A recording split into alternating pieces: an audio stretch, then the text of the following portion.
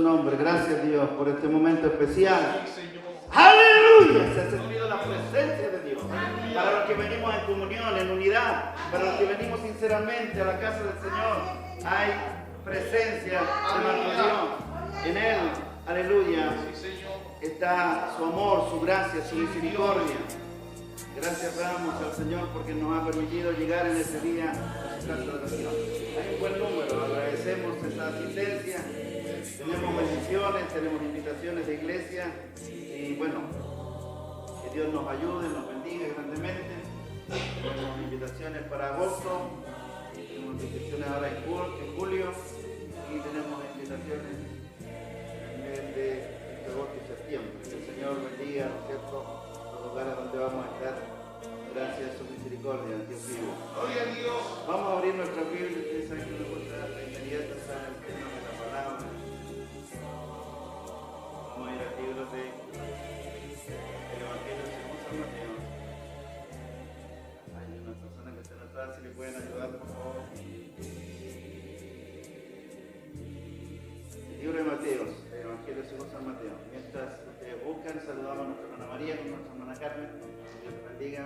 Un gusto de tenerles en este día acá. Siéntense en su casa porque es su casa. Amén. Aleluya. Santo es su nombre. Gracias al Señor. Vamos a tratar un tema hermosísimo que el Señor me pidió que habláramos de él. El Evangelio según San Mateo en el capítulo 16.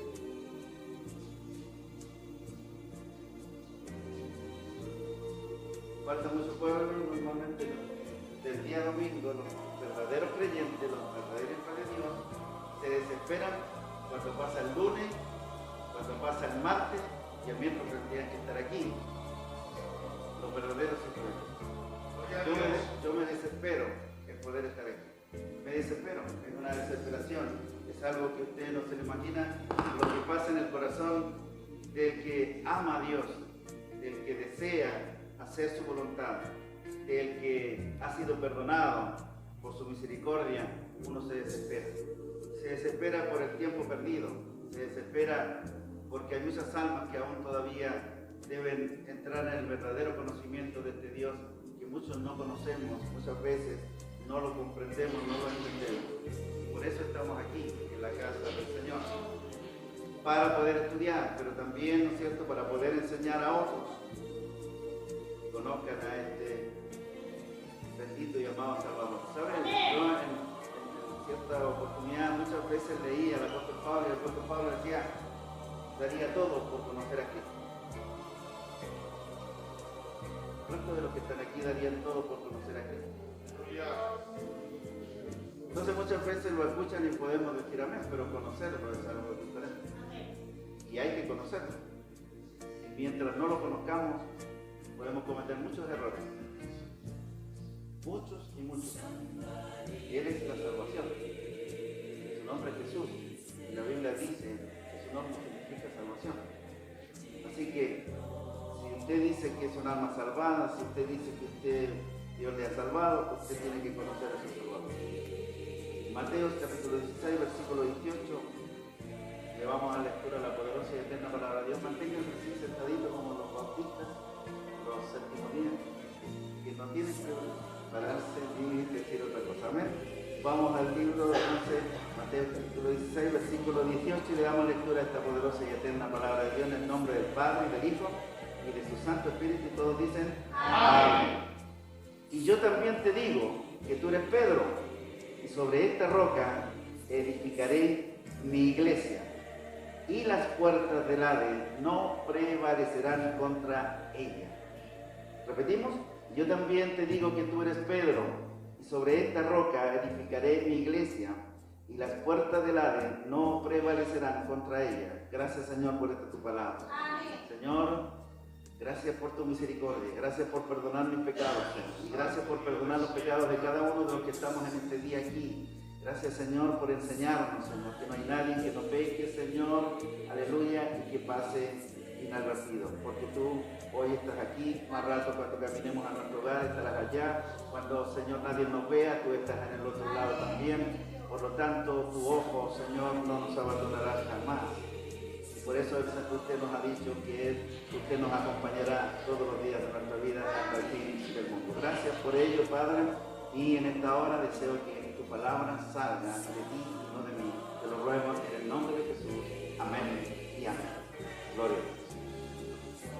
Vamos a hablar de qué es la iglesia, hermano.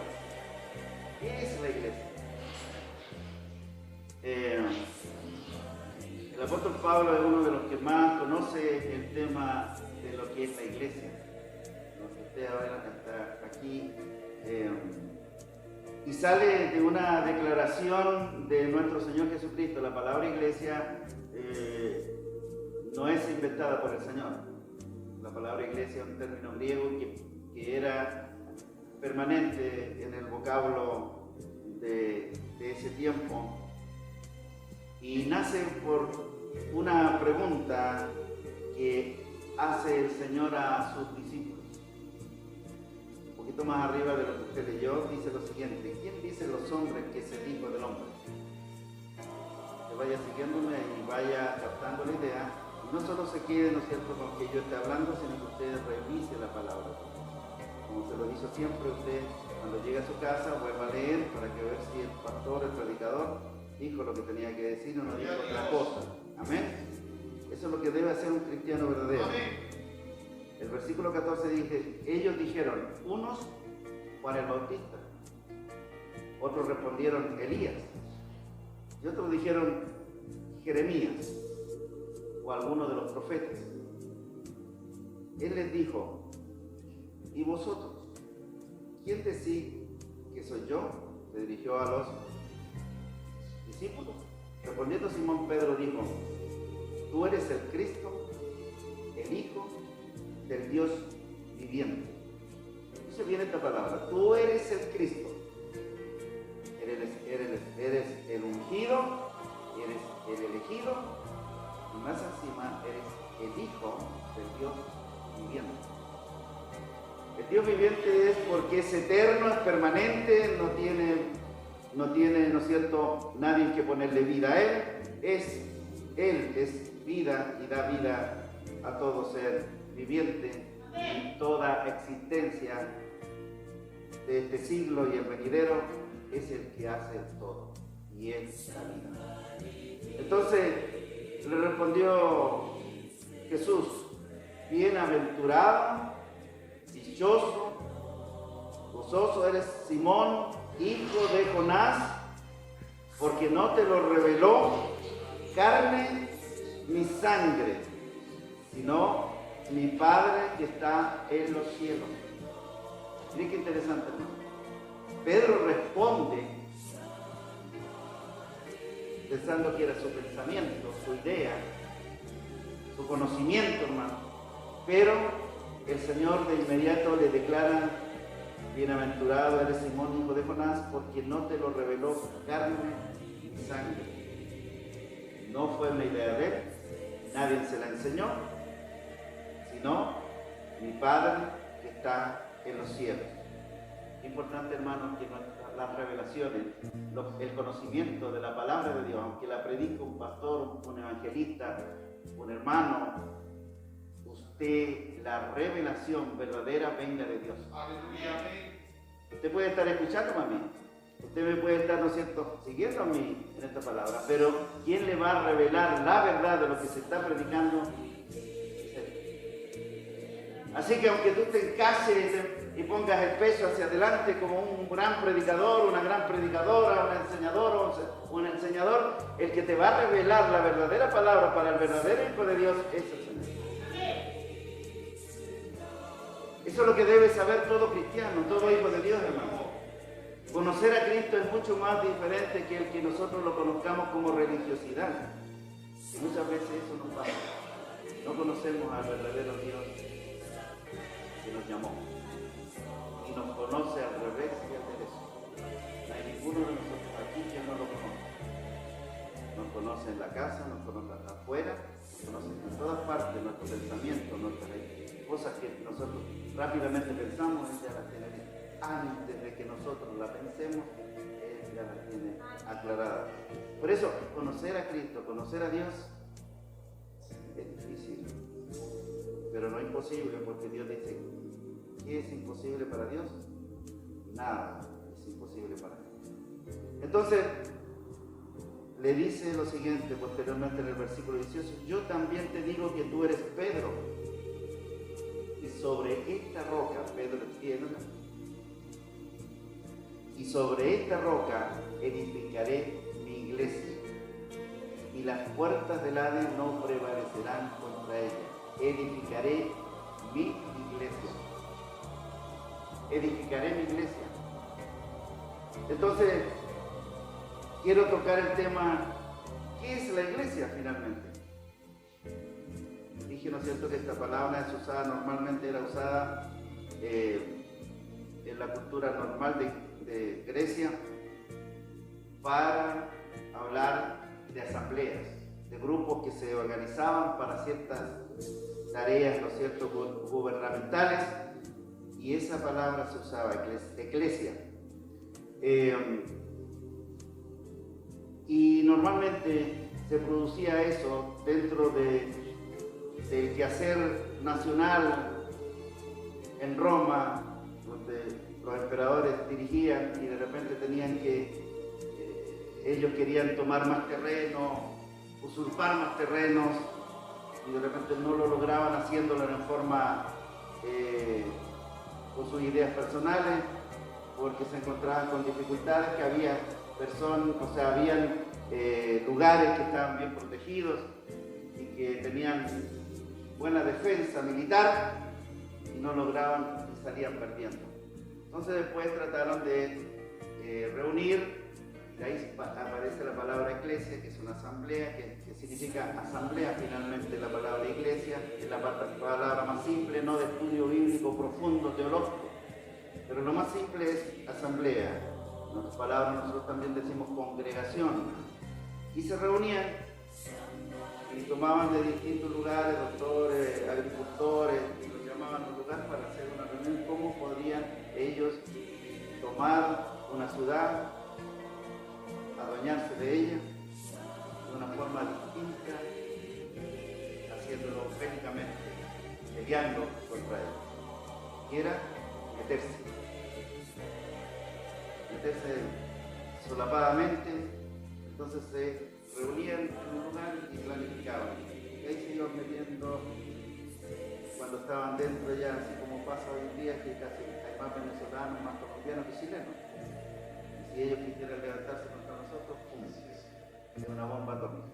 Bueno, pero entonces de ahí se toma la palabra eclesia, que tiene que ser con un grupo de personas que se reúnen. Entonces, el concepto que tenemos nosotros como personas que venimos a la iglesia, normalmente decimos, vamos al templo, vamos, ¿no es cierto?, a la iglesia, pero la iglesia no es un templo material. La iglesia no es un templo material que usted venga a reunirse. Tampoco a veces decimos, voy a la iglesia del Ministerio Evangélico de Liberación. Tampoco la iglesia es una denominación. No es una organización donde hayan planificado para reunir gente. No es una organización religiosa. Entonces, ¿qué podríamos decir? ¿Qué es lo que es una iglesia? ¿Qué es la iglesia realmente? Acá el Señor está hablando de que Él edificaría su iglesia. Dice, edificaré mi iglesia. La edificaré, mi iglesia. Entonces, estos términos de iglesia en la parte teológica es asamblea. Pablo escribió de la siguiente forma en Romanos 16 dice, os saludan todas las iglesias de Cristo. Otra vez, esta palabra traducida iglesia pudiera ser también en la misma parte asamblea. interesantemente, el mismo término que se usa en los dos versículos anteriores también se usa a veces como referencia a asambleas, lo que le he dicho yo, seculares. Por ejemplo, en Hechos 19:32 se usa el término iglesia para hablar de la multitud en Efeso. Si usted busca ahí en su Biblia, Hechos 19:32, se produjo una reunión ahí especial. Se usa el término iglesia para hablar de las multitudes en Efeso. El texto dice, unos pues gritaban una cosa y otros otra, porque la congregación, el grupo, iglesia, estaba confuso. Pero entremos de lleno, y esto es lo que tenemos que entender. Esa es la parte más o menos cómo llegamos a decir iglesia, que muchas veces nos equivocamos. Voy al templo, el templo no es la iglesia. Voy a una organización religiosa, le doy un nombre, esa no es iglesia. Voy a una denominación, tampoco es iglesia. Entonces, el apóstol Pablo es uno de los que más trató de enseñar sobre qué era la iglesia, cómo era el trato, y usó algunos conceptos que van, ¿no es cierto?, vamos a entender qué es realmente la iglesia. Uno de los conceptos es la palabra griega oikos, que significa familia de Dios. La iglesia es una familia. La iglesia se reúne, ¿no es cierto?, como, ¿no es cierto?, la familia personal, la natural, ¿no es cierto?, hay un padre, hay hijos, hay hermanos, todos, ¿no es cierto?, se encierran en un momento de comunión. Dentro de esa realidad, muchas veces, hermanos, yo por ejemplo tengo un hermano que es pastor también, y él es del Ejército Evangélico de Chile. Mi otro hermano trabaja en radio cristiana, mi otro hermano también es pastor de otra iglesia que se llama Javes. Y yo en este lugar. Cada uno de nosotros tiene diferentes modos de pensar en forma teológica, no pensamos iguales, tratamos de llegar a una unidad, pero a pesar de que pensamos diferente, somos hermanos.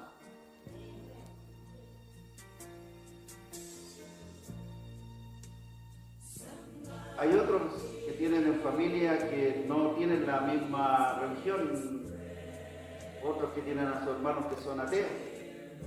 Pero cuando su hermano pasa algún problema, usted cree que piensa, oye, tú no te voy a atender porque tú eres evangélico. O el evangélico le dice, no, yo no te voy a atender porque tú eres ateo. Va, se preocupa por él, porque él qué, porque son hermanos, gloria a Dios. ¿Está entendiendo más o menos? ¿Está comprendiendo lo que Dios está tratando de enseñar?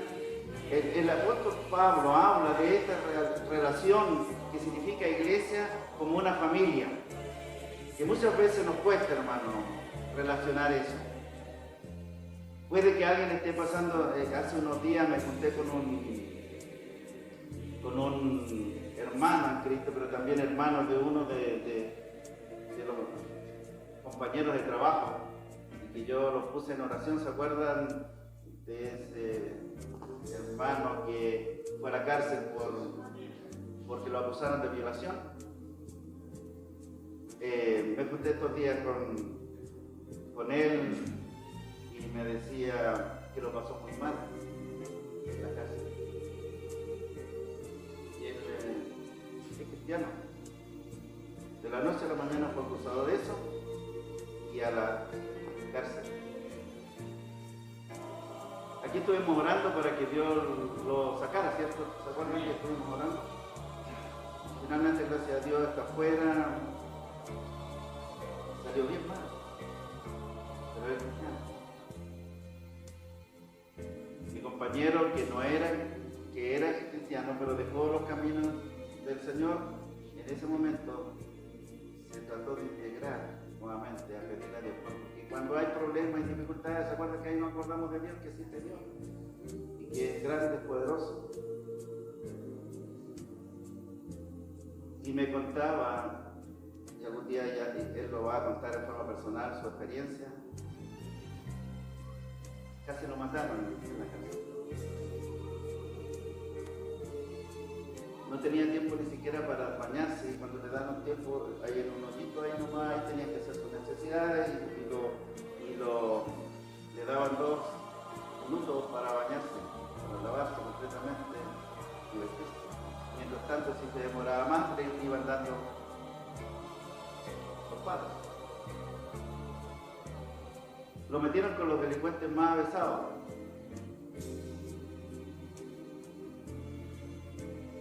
Y él clamaba a Dios para que Dios tuviera misericordia. Yo no conozco su situación, si es verdadero o falso, pero él dice que él no ha cometido nada. Llegó allí. Finalmente dice que en un momento determinado, cuando estaba en la cárcel, entre 20 gendarmes lo apalearon, le dieron con todo. Casi lo mataron en ese entonces. Y posteriormente lo tiraron casi muerto hacia su lugar donde él estaba. Normalmente en un pedazo cuadrado son 100 personas que se instalan en un pedazo cuadrado pequeño, hacen meter a 100 personas para dormir y vivir ahí. Imagínense. Pasó que después que lo apalearon, los que lo iban cuidando eran cristianos que estaban ahí también y que también tenían sus delitos. Y le vieron su cara, que no era igual que el resto. Y lo hicieron predicar. Tú tal fe se vas a predicar, le dijeron. Y él a su pastor en su tiempo, cuando él estaba libre, el pastor lo mandaba de repente, no, déjeme nomás hacer un servicio de, no sé, pues, de la puerta, denme alguna cosita de liviana, pero predicar no. Todo este tiempo haciendo que no. Pero llegó el momento en que llegó allí y lo mandaron. Entonces, bueno, tú vas a predicar. Tiene una mazmorra casi para abajo y le predicó a 600 reclusos. Aquí no hay 600 reclusos. Cuando le dieron la orden, él tiritaba. Era así. Era una persona más o menos bien, pero cuando lo apalearon y le dieron con todo, no tuvo posibilidad, empezó a envejecer, empezó a decaer totalmente. Le pidió al Señor, ¿qué predico? No tengo un mensaje y no se le ocurría nada. Pero tenga cuidado en lo que le estoy diciendo. Al final, Dios le dio, le recordó, le dijo, predica esto. Yo le pregunté cuál era la predicación. Y él me dijo, la predicación que Dios me dio fue, si se humillare mi pueblo, bajo el cual mi nombre es invocado. Ustedes conocen el bendito sea el nombre del Señor. Y él decía, si yo predico algo, y yo predico mal, capacito que me maten. Porque eso hace. Si tú haces una predicación mala, un vocablo mal, delante de 600, incluso a alguien que no le gustara de lo que le estaban diciendo, ¿usted cree que se iba a quedar conforme? Pero ¿quién estaba con él? Y allí predicó, después de terminar su predicación, lo llamó uno de los jefazos delincuentes que hay en la cárcel y le dijo, tú vas a hacer, porque le decían el anciano. Le dijeron, tú vas a ser el anciano segundo a contar de abajo, porque recibieron la predicación. ¿Por qué le estoy contando esto? Por la actuación de los delincuentes. Pero yo le estoy hablando ahora a la iglesia, que debe ser diferente. Pero ellos empezaron a observar a este anciano que ingresó por un delito.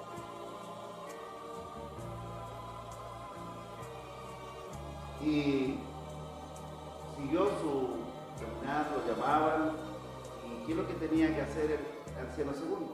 Cuando venían las peleas de sable dentro del recinto, él tenía que ir allí y hacer su labor. ¿Y cuál era su labor? Meterse entre medio y poner paz. ¿Están siguiendo? Dice yo le estoy predicando a esta iglesia. Mire, esa iglesia estaba nominando personas para que fueran dirigentes espirituales. Y hizo su labor. En cierta ocasión siguieron los gentármenes cuando hacen su redada, apalean como apaleando animales. Ellos le dijeron, esta iglesia que él estaba casi dirigiendo, porque a él casi lo tomaron como un sacerdote, un santo, delincuente, lo respetaba, había delincuentes terribles, traficantes, jefes, traficantes, etcétera, etcétera. Y un día los gendarmes hicieron una redada y empezaron a apalear. Agarraron al anciano segundo, lo metieron al medio y ellos y cuando venía el palo así encima como para darle al anciano, ellos se ponían y a ellos les tocaba. A uno de los delincuentes le partieron la cabeza por el anciano segundo.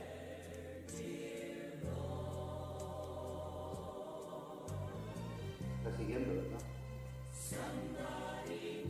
Ellos recibieron los golpes para proteger al anciano segundo. Finalmente, él hizo su labor que le habían encomendado, de meterse en la hermandad, la recibieron. Anciano primero. Cuando llegó anciano primero, su labor solamente era mandar y ordenar. Y él dormía en el suelo. Ellos le dieron un mejor lugar y dijeron, ahora tú te corresponde estar en camas, en camarote. Y uno reclamó y dijo, pero si yo llevo tantos años y a mí me correspondería ahora, porque se iba uno y a ese iban a poner ahí. Y el que mandaba le dijo, ¿te lo hay ganado? ¿Te lo hay ganado? Mira cómo es esta persona. Esta persona ve cómo trata a los demás. Y hablaba de este amigo que yo tengo. ¿Y tú? ¿Cómo tratabas a las personas? Pero mira, nunca salió ninguna palabra fea ni mucho contra los demás. Siempre tratando con amor, con cariño.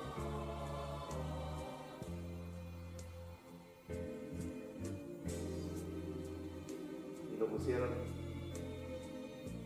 en el lugar que él se merecía. Pasaron el tiempo y él salió libre.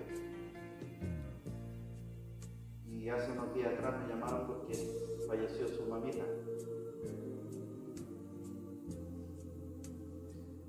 Su mamá. ¿Qué cree que hicieron los delincuentes? Llamaron para saber cómo estaba. En una oportunidad su esposa fue a verlo después de 15 días estando adentro, donde ya lo tenían casi molido a palo. Y cuando llegó la esposa, el grupo de delincuentes que ahí dijeron, ahí viene la pastorita.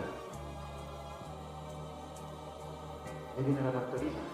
Fueron a buscar a la pastorita y se lo trajeron con todo respeto. Delincuentes.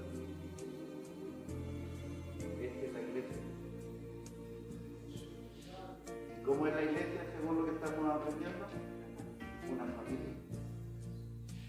Una familia que cuando algo pasa debemos procurar de una y otra forma ayudar y no apretar, levantar y no hundir, sino que sacar adelante al que está pasando lo malo.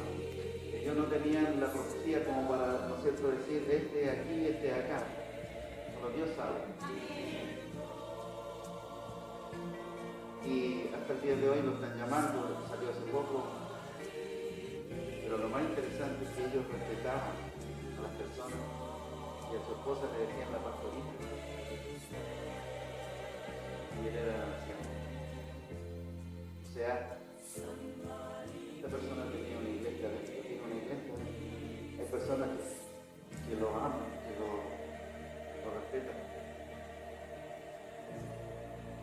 finalmente está libre y él estos días ha llevado alimento porque dice que se pasa mucha hambre y lo pasó mal y tiene una tremenda experiencia que él, cuando la cuente, yo estaba llorando ahí cuando me le iba contando, no podía aguantar, menos mal que me hicieron un llamado y salí, pero puro llorar porque y él decía que en un momento determinado dijo, así le pegaban al apóstol Pablo cuando le estaban pegando. Porque él salió enrollado, salió casi inconsciente, le zafaron y no lo pudieron llevar a la, porque allá le iban a preguntar qué le pasó, por qué le pasó eso. Los mismos delincuentes agarraron y le pegaron un golpe.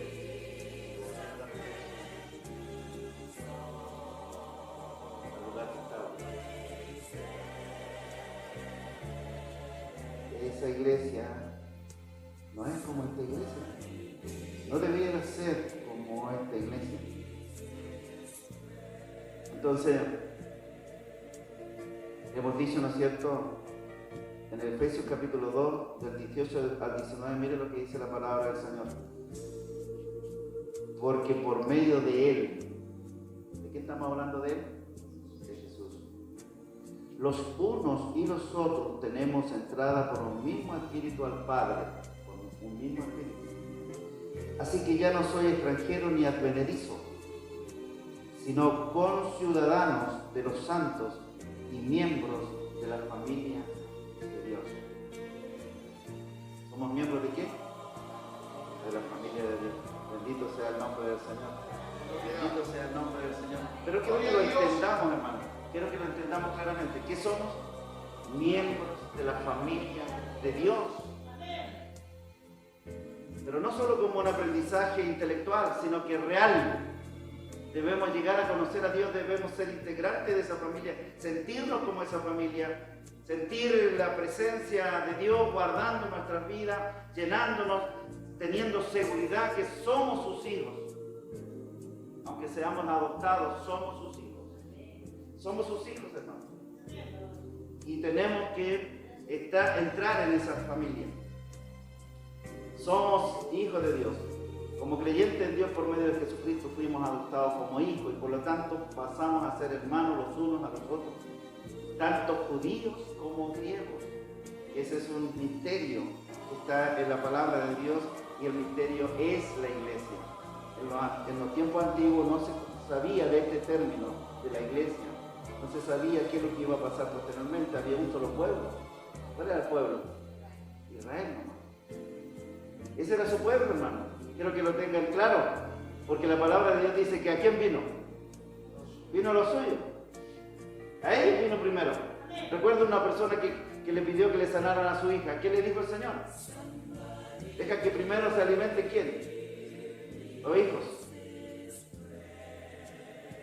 Pero la mujer, ¿qué le dijo? Pero las migajas.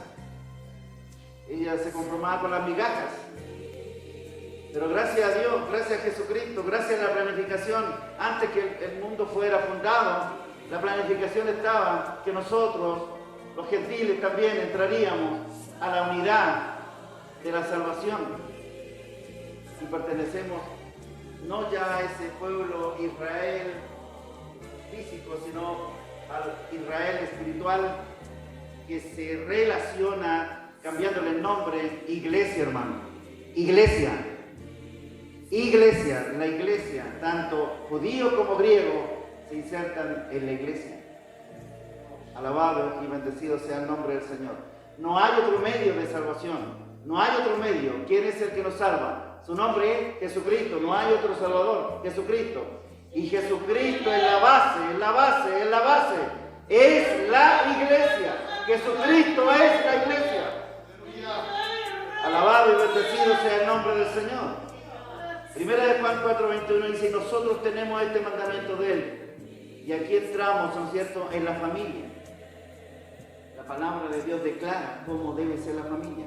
Y nosotros tenemos este mandamiento de Él, que el que ama a Dios, ame también a su hermano. Ahora la pregunta, ¿debemos amar al hermano bueno solamente? ¿O debemos amar al malo? Al hermano que a lo mejor todavía le falta enchufarse.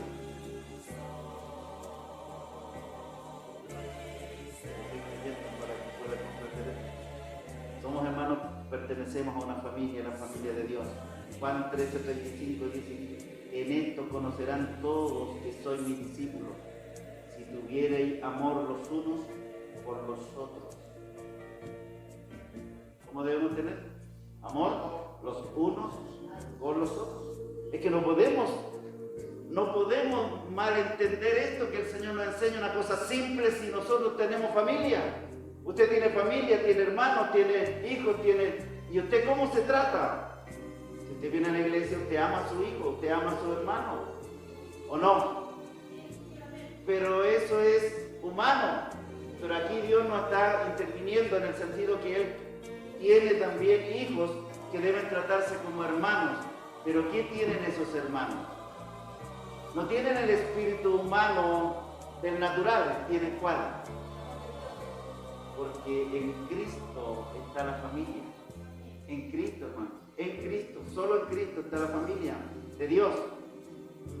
Santo sea el nombre del Señor. Romanos 8, 14 al 16, mire lo que dice. Romanos 8, 14 al 16. Romanos 8, 14 al 16. Porque todos los que son guiados por el Espíritu de Dios, estos son hijos de Dios. Pues no habéis recibido el espíritu de esclavitud para estar otra vez en temor, sino que habéis recibido el espíritu de adopción, por el cual clamamos, Abba, Padre. El espíritu mismo da testimonio a nuestro espíritu que somos hijos de Dios. Bendito sea el nombre del Señor. ¿Qué somos entonces? Hijos de Dios, hermanos entre nosotros. ¿Y quién es nuestro Padre? Dios es nuestro Padre. ¿Quién es el hermano mayor que tenemos nosotros? ¿Cómo se llama? Jesucristo. Muy bien. Ese es uno de los conceptos del apóstol Pablo para dar a entender cómo debe ser la iglesia, hermano. La iglesia, esta asamblea, esta congregación. Que seamos como una familia. El otro concepto que usa el apóstol Pablo es koinonía. ¿Cuántos conocen la palabra koinonía? ¿Qué griego? Dice que significa comunión. ¿Cuántos saben eso que significa comunión? Y se entiende como un soporte. La palabra comunión va como un soporte, un aguante, como pilar para otras personas.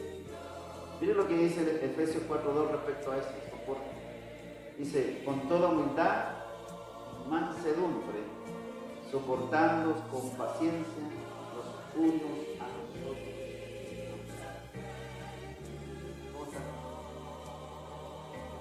Lo repito, lo que quiere Dios, aunque no debiéramos nosotros hacer lo que quiere Dios, sino vivir lo que quiere Dios, porque nosotros debiéramos escuchar a esto lo que somos.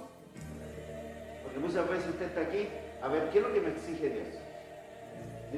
Me dice que no tengo que hacer esto, no tengo que hacer, yo empiezo a cumplir. ¿Cómo se llama eso cuando yo empiezo a cumplir? La ley, obediencia a la ley. Pero cuando alguien me dice, tú no debes adulterar, no debes fornicar, ¿yo qué tendría que decir? Eso es lo que no tengo, es lo que no debiera hacer naturalmente. ¿O no? Si yo te digo que tienes que ser humilde, tú no tendrías que decir, lo voy a hacer mañana. Tú tienes el espíritu, ya debes estar siendo humilde, ¿o no? Pero, a ver, respóndeme, a ver si sí o no. Tienes que estar siendo humilde desde el día que tú creíste, debe estar, porque el Espíritu de Dios ingresó ¿a dónde? Por eso que no podríamos decir, ¿y cómo sé que el Espíritu está en mí? Tienes que saberlo, porque si eres humilde, nadie tiene que decirte que tienes que ser humilde. Si un día te dice que seas humilde, tú ya lo tienes, porque la humildad no es tuya. ¿De dónde viene? Porque la humildad mía es falsa, es hipócrita. Pero la humildad de Dios es real, verdadera. Por eso somos la iglesia, por eso que quiero que entendamos el concepto de la iglesia. La iglesia como familia es una cosa real porque Dios ha establecido esa familia. No la estableció el ser humano. Porque nosotros, hermanos, no relacionamos eso, no lo hacemos. Nuestras familias no son como las que Dios está formando. Es un cambio total, radical, hermanos. Cuando decimos arrepentimiento es total. Un arrepentimiento es un cambio de mentalidad total. Eso significa ser hijo de Dios. Entonces usted lo que tiene que hacer hoy día es clamar a Dios, pedirle a Dios: Señor, yo quiero ser tu hijo, real, verdadero, no yo, porque el yo todavía permanece en cada uno de nosotros. Y ese es un problema grave, hermano. Pero Dios no está diciendo: esto es lo que tendrías que estar haciendo tú, pero sin ningún esfuerzo, debe salirte innato, ¿o no? No esté en esta hora escuchando como para aprender, hermano, aprender un concepto. No. Hoy día escuche para decirle: Señor, en oración, quiero ser como usted está diciendo que somos. Quiero ser como usted dice que somos. Quiero verme en el espejo, quiero verme en mi vida diaria lo que somos. No lo que voy a ser. Porque si colocaste tu espíritu en mí, yo debo ser. A ver, hermano, ¿es Dios, cierto? Debo ser. No tengo que practicar, a ver, voy a entrenarme para ser. No, debo ser. Porque el Espíritu Santo está en mí y la palabra dice: y Él nos guiará ¿qué? No pasa eso. Tenga misericordia Dios de mi vida y de la vida de cada uno de ustedes. ¿Cómo debemos andar? Dice entonces Efesios. En comunión debemos soportarnos los unos a los otros. Esa es una cosa que nos cuesta, hermano. Como creyentes, como hijos de Dios, imagínense los del mundo, de repente no se soportan entre ellos. Eso le pasó a Caín, que no soportó a su hermano y lo mató. Soportémoslo en amor, y con paciencia, porque ahora, si yo le estoy diciendo esto, hágalo con paciencia y con amor. ¿Lo podrá hacer usted? Entonces usted me tendría que responder con lo que yo he estado tratando de explicar por el Señor, que usted debiera tener paciencia no adquirida por usted, sino que debiera haberla logrado confiando en Dios, que Dios le entregó paciencia, usted la tiene. Y usted tendría que tener amor. Porque si usted empieza a hacer esas cosas de amor por ley, esa es la que no vale. Todas estas cosas, amor, paciencia, ¿dónde están? Díganlo ustedes, ¿dónde están? En Cristo. ¿Dónde están? En Cristo. ¿Dónde están? En Cristo. Y entonces yo, ¿a quién tengo que ir? A Cristo. Señor, no me sueltes, no me dejes, por favor. Y entonces usted va a estar en esa línea. Y el Señor, ¿por qué yo tengo que ir a Cristo? Para conseguir estas cosas.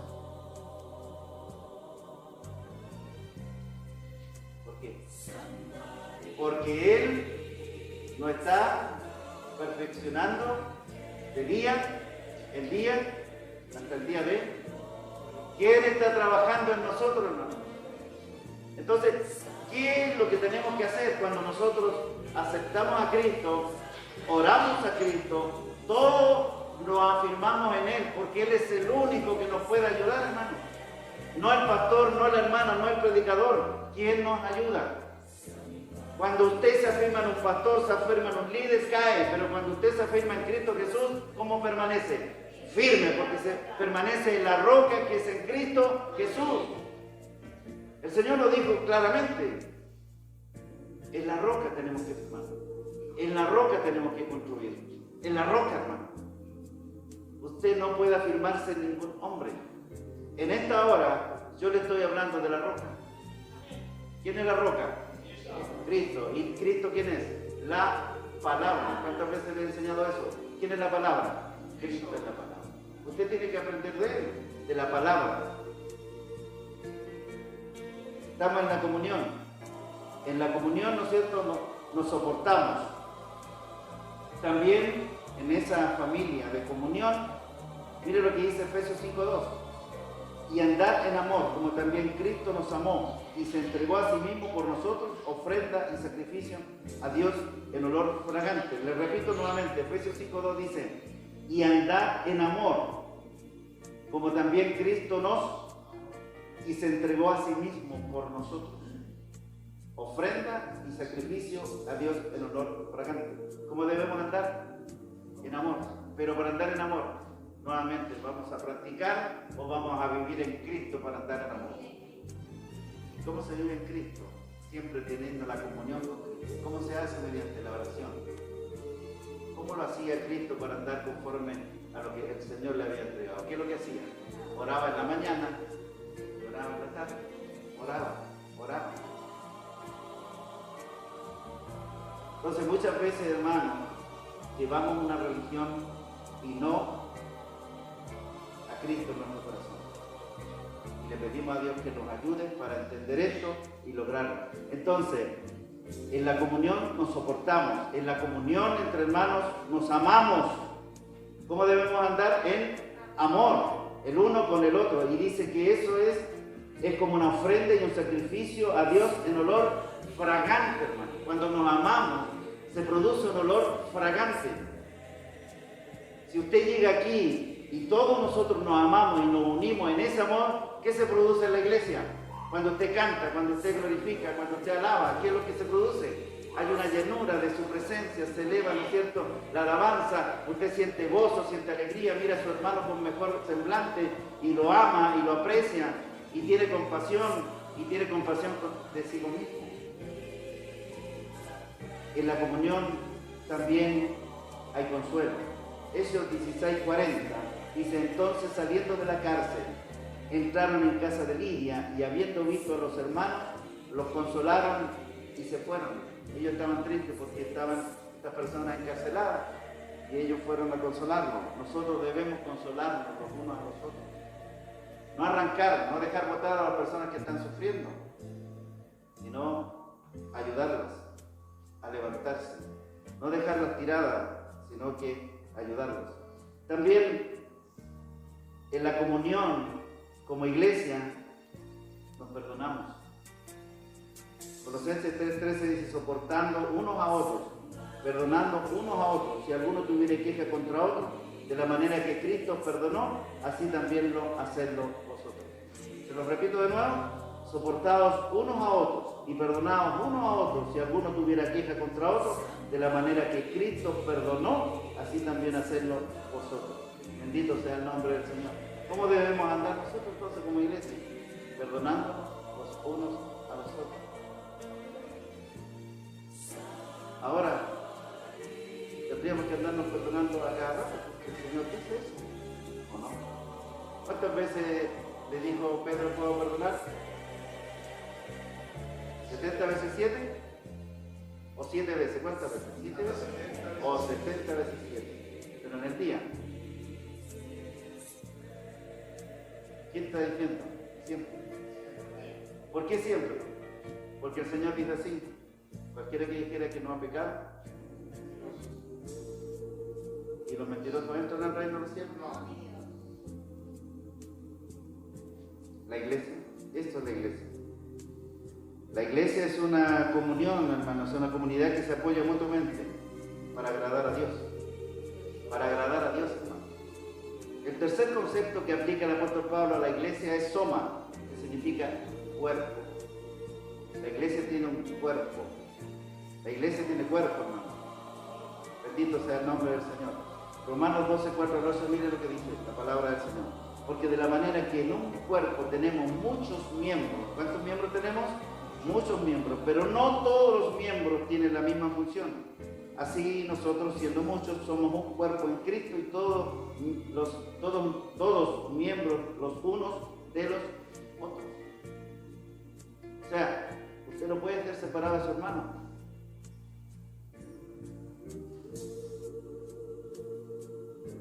De manera que, teniendo diferentes dones, según la gracia que nos es dada, si el de profecía, úsese conforme a la medida de la fe, si el de servicio, el servir, o el que enseña, la enseñanza, el que exhorta, el de la exhortación, el que reparte con liberalidad, el que preside con solicitud, el que hace misericordia con alegría. Contaba un pastor que en cierta ocasión iba viajando y en un momento dice que tuvieron un choque. Alguien lo chocó por atrás, su vehículo quedó ahí en la carretera, llegaron la policía, lo llevaron estoy haciendo la corte, llevaron a la comisaría y él llamó a un pastor que lo viniera a apoyar. Y le dijo a la esposa cuando estaba llamando que su esposo no estaba en Chile, pero le dijo: yo voy de inmediato para allá.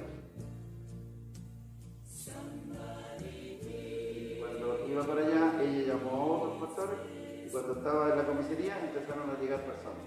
Usted es el pastor tanto, venimos a cooperar, ¿qué podemos hacer?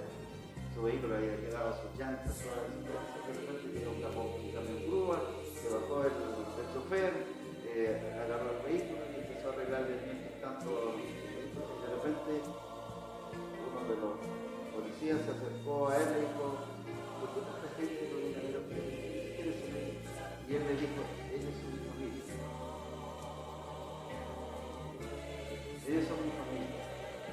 Entonces él se sorprendió, pero ¿cómo su familia? Porque aquí lo tratan como recién lo están conociendo. Sí, es que son mis hermanos de la iglesia.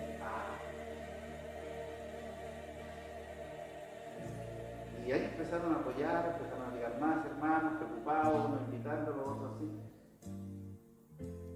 Esa es la familia. Hermanos amados, quiero que puedan comprender esto. Estoy tratando de una enseñanza muy importante. La iglesia es eso, una familia. Debemos vivir en comunión. Somos un cuerpo y cada uno tiene, este cuerpo tiene miembros, pero cuando una persona se duele, cuando una persona no pasa mal, cuando una persona comete algún error, algún pecado, etcétera, etcétera, ¿usted qué tiene que sentir? Dolor. Y en ese dolor intentar, ¿no es cierto?, ayudar. No arrancarse, no dejar solo, sino que todavía se puede.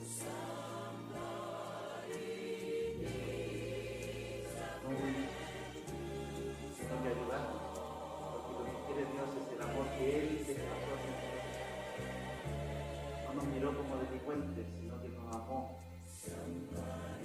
No nos despreció. No despreció a la mujeradura.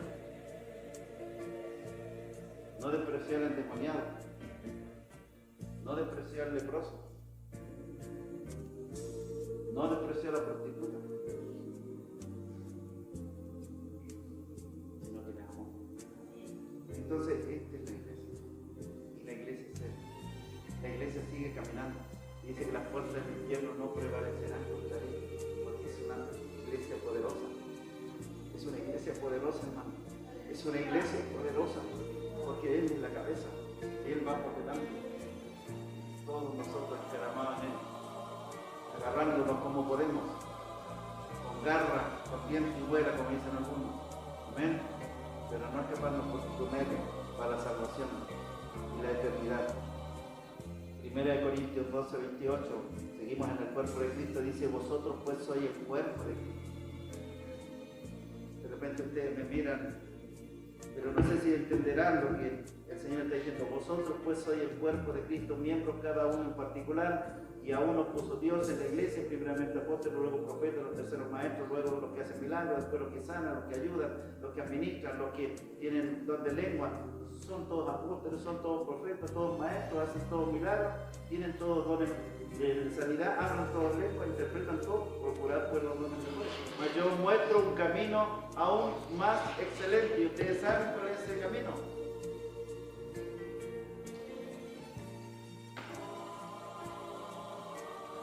Entonces la iglesia no es un templo material. La iglesia no es una denominación.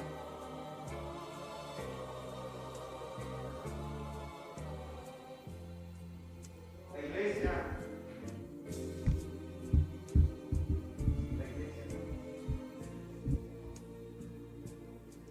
un cuerpo. Y yo en este momento, yo puedo tocar a usted.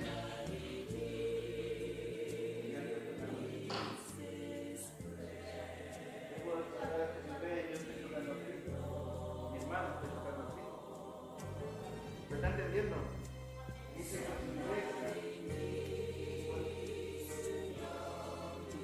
porque Él en los lugares, Él lo tiene totalmente distribuido correctamente y trabajando correctamente.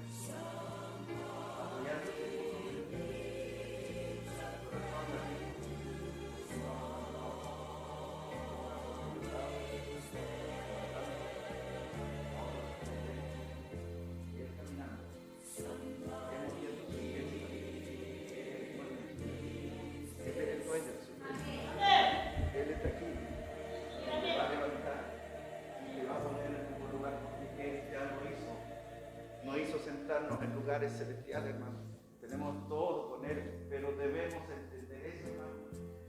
Aunque nos separemos de aquí, aunque cada uno se vaya a su lugar, seguiremos siendo su cuerpo. Seguiremos siendo su cuerpo. Y Él hará caer toda la savia, toda la sabiduría, toda la gracia, todo mover sobre nuestra vida, hermano. Porque Él nos conoce. No nos despeguemos jamás.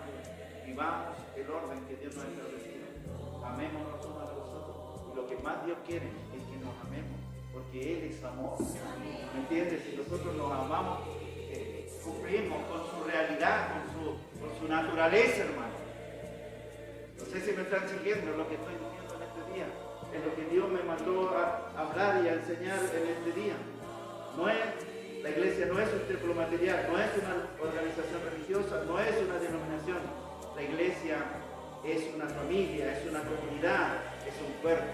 Bendito sea el nombre del Señor.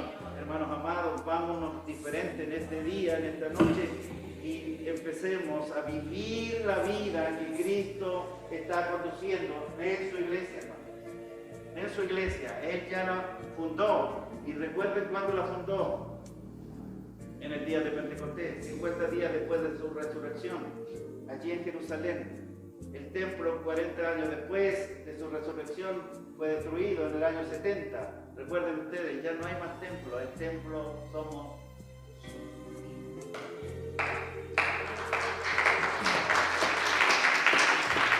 Glorifiquemos al Señor, hermano. Gracias. Vamos a glorificar.